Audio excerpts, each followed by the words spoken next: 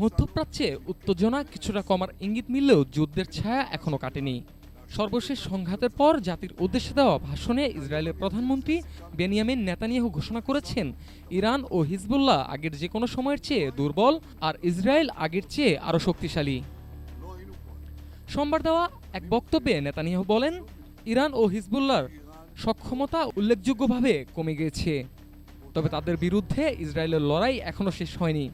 তিনি জোর দিয়ে বলেন, দেশের নিরাপত্তা নিশ্চিত না হওয়া পর্যন্ত অভিযান ও প্রতিরক্ষা ব্যবস্থা অব্যাহত থাকবে।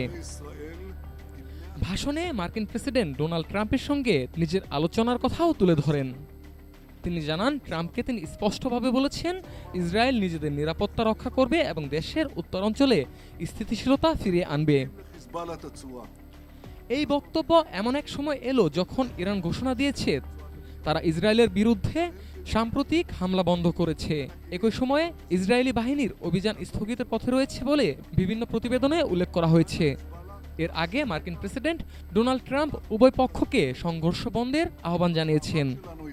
তবে যুদ্ধবিরতির ইঙ্গিতের মধ্যেও গত কয়েকদিনে দুই পক্ষের মধ্যে উত্তেজনা নতুন করে ছড়িয়ে পড়ে। ইরান ক্ষেপণাস্ত্র হামলা চালায় আর ইসরায়েলও পাল্টা সামরিক পদক্ষেপ নেয়। এতে পুরো অঞ্চল জুড়ে নতুন করে উদ্বেগ তৈরি হয়।